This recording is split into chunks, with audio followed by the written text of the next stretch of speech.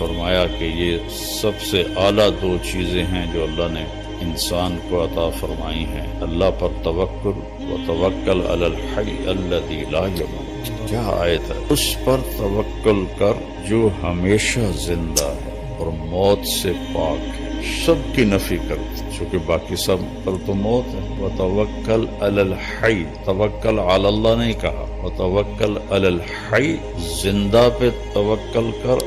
اور کون سا زندہ؟ زندہ تو میں بھی ہوں، آپ بھی ہیں، الذی لا یموت، جو موت سے پاک ہے۔ وسبح بحمدہ، اور اسی کی تسبیح پڑھ، اسی کو یاد کر۔ وکفیٰ بربک بذنوب عبادہ خبیرا بصیرا، اور تیرا رب ہماری غلطیاں، تمہاری کوتاہیاں سب جانتا ہے، سب دیکھتا ہے۔ تو یقین ایسی دولت ہے کہ جو انسان کو انسانوں سے بے نیاز کر دیتا ہے، اور اس کی نظر اللہ پر اور اس کے خزانوں پر چلی جاتی ہے، تو وہ آزاد ہو جاتا ہے۔ جس کا یہ ہو کہ فلاں میری مدد کرے گا، فلاں میری مدد کرے گا، کوئی زندہ کو پکار رہے ہیں، کوئی مردہ کو پکار رہے ہیں، تو اس آیت میں ان سب کی اللہ نفی کر رہا ہے۔ اسی پر بھروسہ کر جو موت سے پاک، زندہ ہے اور موت سے پاک۔ تو اس میں آدم علیہ السلام کی نسل میں جتنے آ گئے، جس مرتبے کے آ گئے، سب کی نفی ہو۔ پھر اللہ کا یقین ایسی دولت ہے کہ براہ راست اللہ کے خزانوں سے اس کا رابطہ ہو جاتا ہے۔ اس کو کسی پیر فقیر کو نہیں پکارنا پڑتا، وہ جو پیروں فقیروں کو دیتا ہے وہ اس کے ساتھ جڑ جاتا ہے۔ اللہ ہی ایک ایسی ذات ہے جس کے خزانوں کی انتہا کوئی نہیں۔ باقی جس نے بھی دینا ہے تو کہیں سے لے کے ہی دینا ہے۔ اللہ وہ ہے جس کو دینے کے لیے کہیں سے لینا نہیں پڑتا، اور کرنے کے لیے کچھ کرنا نہیں پڑتا، اور پھر وہ ہر وقت حاضر ہے۔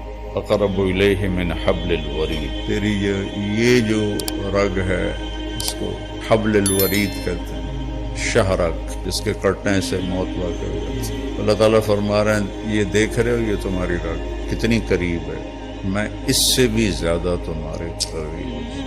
اردو میں پکارو، ہندی میں 6010 زبانیں، 6010 زبانیں اس وقت بولی جا رہی، میں نے پڑھا تھا 6010 زبانیں بولی جا رہی، ہر زبان کے حروف، الفاظ الگ الگ، تو اللہ سب کی سنتا ہے، سب کی سمجھتا ہے۔ 7 ارب انسان ہیں یا 8 ارب، سارے کٹھے مل کے بھی اللہ کو پکاریں اور مانگیں تو لا یشغلہ سمع عن سمع ولا یلہیہ قول عن قول، کہ اس کو کسی جگہ بھی یہ مشکل نہیں پڑتی کہ ایس کیا کیا ہے، ایس کیا کیا ہے۔ یہاں 2 آدمی بات کرنے لگ جائیں تو میں کہوں گا بھائی ایک بولو، تھوڑے 2 دی کٹھی میں نہیں سمجھ آ رہا، اور اللہ کہہ رہا ہے 100 ارب انسان نہیں، آدم سے لے کر آج تک جو مر گئے اور جو آج موجود ہیں اور جو آئندہ آنے والے ہیں، وہ اور جنات ہم سے لاکھوں گنا زیادہ ہیں، تم سب کٹھے ہو جاؤ،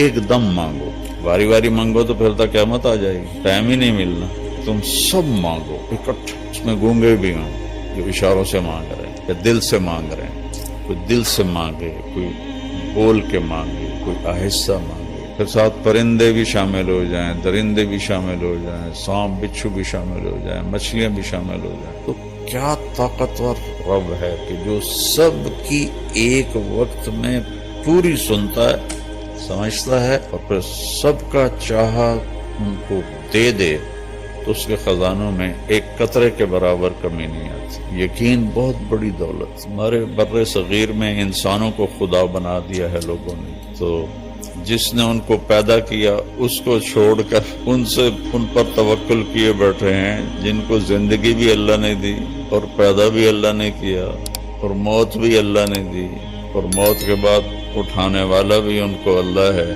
تو اس سے کیوں نہ مانگے؟ جو کہتا ہے دیکھو لوگوں سے مانگو تو وہ ناراض ہو جاتا، اور اللہ سے نہ مانگو تو وہ ناراض ہو جاتا، کتنا فرق، مانگنے پہ اللہ خوش ہوتا ہے۔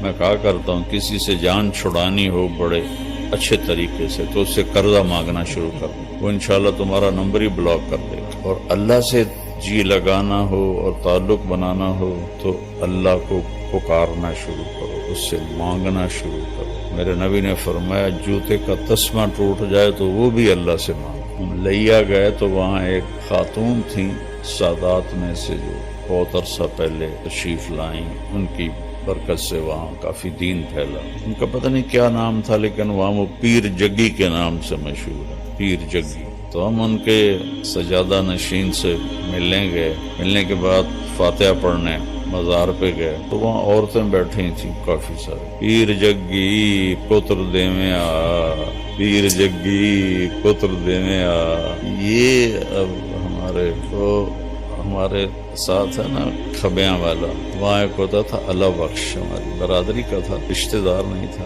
تو میں تو لمبے سے آ رہا تھا تو میں نے دیکھا وہ اپنے باغ میں درخت کے نیچے، آم کے درخت کے نیچے بیٹھا تھا. میں نے گاڑی روک لی، میں جا کے ملا، بڑا خوش ہویا.